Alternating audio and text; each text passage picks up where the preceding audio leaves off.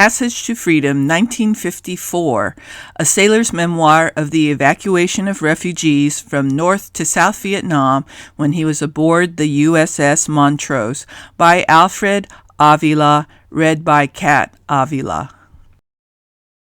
The Montrose is a combatant ship. She is not an armed, hard-hitting, high-speed man of war.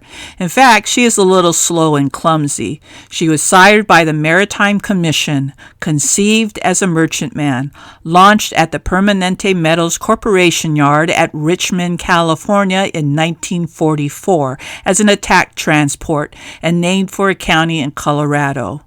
Her main battery is her assault boats, her ammunition troops. During World War II, the Montrose participated in the Okinawa campaign, followed by duty with the Magic Carpet Fleet, which returned Pacific forces to the United States at the end of the war. In 1946, she was placed in mothballs, and in 1950 was recommissioned following the outbreak of hostilities in Korea. USS Montrose returned from her second tour of duty in Westpac in December 52. The Montrose is commanded by Captain J.D. Andrew, USN. I had been in the Navy approximately 3 years.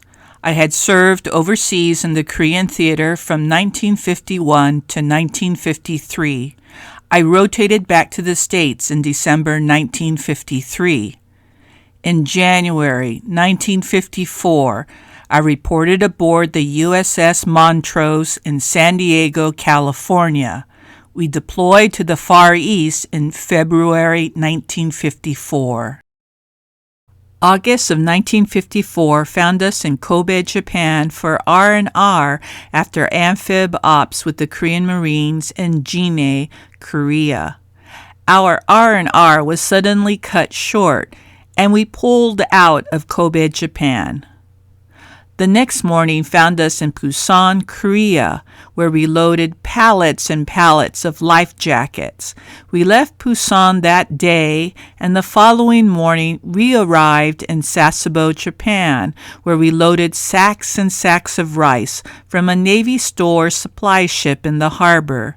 Finally, that afternoon, we left Sasebo and headed out to sea.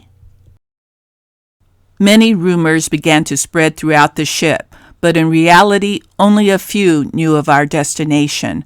We were steaming south, and the weather was beginning to shift from cool to hot. On the evening of the 15th of August, our Captain J.D. Andrew, USN, announced our destination over the ship's 1MC. Everyone was suddenly quiet and attentive as our skipper spoke. We were headed to Tirana, French Indochina. Our purpose was to assist in the evacuation of refugees from the north to the south. We arrived in Tirana on a foggy morning where we were to meet up with a couple of other ships in our squadron, and then we headed for Henriette Pass with French frigates escorting us. The next morning, the USS Telfair was loaded with refugees that French landing craft had brought down from Haiphong on the Haiphong River. We were a little relieved because we had been told earlier that our LCVPs and LCMs were to go up the river to load refugees and would be accompanied by members of the landing parties with their weapons in case the Viet Minh communists attacked the boats going up the river or on their return trip. I was a member of the landing party and was to carry a Thompson submachine gun, and we would be in our green uniforms. It was so nice to see the French bringing the refugees down the river. The USS Telfair was the first ship to commence one of the greatest humanitarian operations undertaken by the U.S. Navy. It was called the Passage to Freedom. It would be the largest evacuation of North Vietnamese Chinese refugees escaping from the Democratic Republic of Vietnam that was to be established under Ho Chi Minh. It was the fall of Dien Bien Phu and the defeat of the French forces in Indochina that created this situation. In the negotiations in Geneva, Switzerland in July 1954, the French agreed to withdraw from Indochina. Independence was granted to Cambodia and Laos, but Vietnam was divided at the 17th parallel. The state of Vietnam was established, and the Democratic Republic of Vietnam was established. The French received the right to withdraw from the North over a period of 300 days or less, depending on the area that was to be evacuated. These were the circumstances that created the passage to freedom. The Catholic Vietnamese were the first to flee and were followed by the Chinese and other groups. They came aboard the ship, tired, hungry, and frightened, and with what little hope they could muster. They were driven by a great fear that drove them to abandon their villages, their properties, and their belongings, to sacrifice so much only to face an unknown future. A few died aboard the ships, but many were born. They left happier and stronger than they arrived.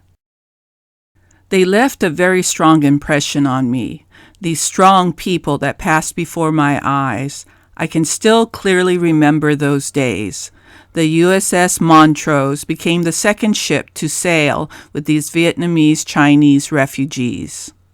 Other ships in our squadron also carried refugees. The attack cargo ships USS Algo, USS Skagit, and USS Andromeda. The attack transports USS Calvert, USS MacGoffin, and USS Telfair.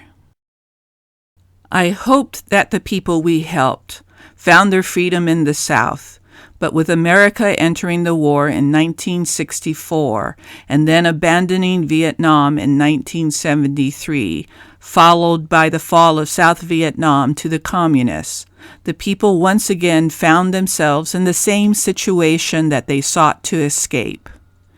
Many that could not escape with American help became the unfortunate boat people. Many still linger in the refugee camps in Asia, now forgotten and abandoned by political policies of our time. I sincerely hope these people find peace and happiness that so many suffered and died for in the Vietnam War. When I returned to Vietnam aboard ship in 1968 as a chief gunner's mate, it was a different Vietnam. It was not the Vietnam of my youth. The peaceful sunny streets of Chalon and Saigon with French street names. As I looked to the past, I realized now it was just a calm before the storm. I am writing this article to let people know of this small piece of history that has been forgotten and overshadowed by the American war in Vietnam. Many younger Vietnamese I have met and talked with are not even aware of the Passage to Freedom evacuation of North Vietnam.